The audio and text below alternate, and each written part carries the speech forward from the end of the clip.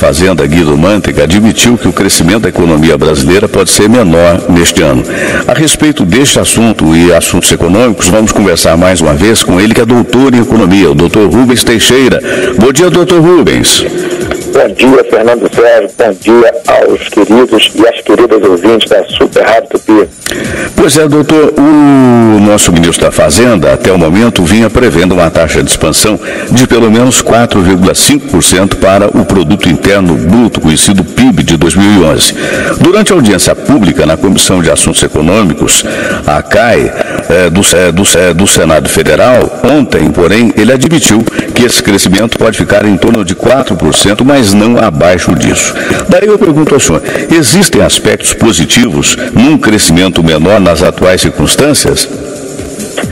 Fernando, nós sempre esperamos que o crescimento seja o maior possível. A expectativa nossa é que o Brasil cresça para que com isso sejam gerados empregos e melhore a distribuição de renda e as pessoas tenham aí a dignidade de viverem com seus salários, né? Não fiquem aí desempregados e passando dificuldade. Agora, por que razão isso pode acontecer?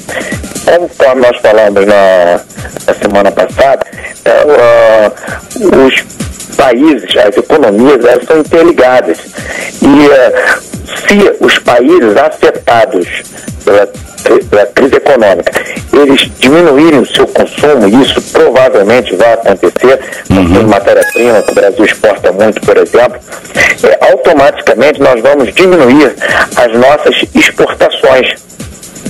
Entendo. Um outro fator a ser considerado é que se o brasileiro ele ficar preocupado e achar essa crise vai gerar um grande problema para mim, então vou reduzir o meu consumo. Aí as empresas, as indústrias vão diminuir o seu ritmo de produção, o consumidor vai diminuir o seu ritmo de consumo e automaticamente o que vai acontecer? Produzindo menos, é necessário menos pessoas e haverá o desemprego. Quer dizer, então esse é o risco do Brasil se os brasileiros tiverem esse tipo de comportamento. Agora, uma coisa, vamos olhar o outro lado da moeda. O Brasil, ele exporta muito para mercados muito grandes também, que carecem de matérias-primas e que não estão afetados diretamente pela crise, como a China, por exemplo. Então, nós temos aí parceiros comerciais que não estão afetados por esta crise e certamente eles estarão demandando nossas matérias-primas. E, conforme nós já falamos, eu vou repetir até para que isso fique claro na mente do nosso ouvinte, da nossa ouvinte, é que o mercado interno brasileiro, ele é um mercado muito grande, nós temos muita gente para consumir. Entendo. Com isso, se nós acreditarmos e mantivermos um determinado fôlego na economia, de nós mantivermos o consumo, se o brasileiro mantiver o seu consumo, isso vai fazer com que a nossa economia continue girando sem sofrer grandes impactos, vamos dizer assim, por conta desta crise. Por isso que esse conselho que a presidente Dilma Rousseff, ela tinha dado na semana passada, pelo menos a mídia publicou, o presidente Lula já havia falado na época da crise passada, que o povo é bom que consuma. Lógico que se consuma o necessário e também evitando o endividamento desnecessário, porque isso vai repercutir lá na frente. Mas, observando todo esse panorama que eu coloquei, como nós sabemos que parte do mundo, parte significativa dos mercados consumidores do Brasil, como Estados Unidos e Europa, eles provavelmente vão entrar num processo recessivo, esperamos que seja o menor possível, automaticamente afetará também nossas exportações. E isso, quando as nossas exportações estão afetadas, o que acontece? Nós temos a tendência de produzir menos, então automaticamente nosso crescimento vai diminuir. Agora, é uma redução menor do que, por exemplo, desses países afetados pela crise, como os Estados Unidos e os países da Europa. É verdade. Inclusive o ministro disse, doutor Rubens, que o Brasil em 2010 vai gerar quase tanto emprego quanto o emprego do ano passado. Vai gerar talvez um pouco menos, mas ele afirmou que devemos estar gerando novos empregos mais do que suficientes para absorver os jovens. A ser verdade, não deixa de ser uma boa notícia, não? Com certeza. E o desemprego no Brasil, na atualidade, é um número muito baixo, vamos dizer assim, comparado às duas últimas décadas.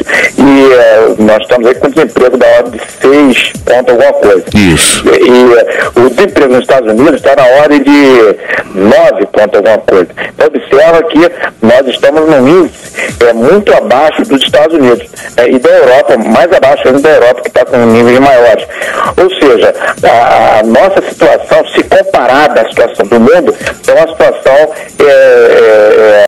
que nos dá certo conforto. Por isso que essas palavras do ministro Mantega são palavras muito equilibradas. Provavelmente nós vamos ser afetados sim, mas não será uma afetação, vamos dizer assim, que nos trará grandes danos. Essa é a realidade. Entendo. O ministro da Fazenda, Guido Mantega, avaliou também ontem que os aumentos de salários, inclusive do salário mínimo, que deve subir quase 15% em 2012, não são inflacionários.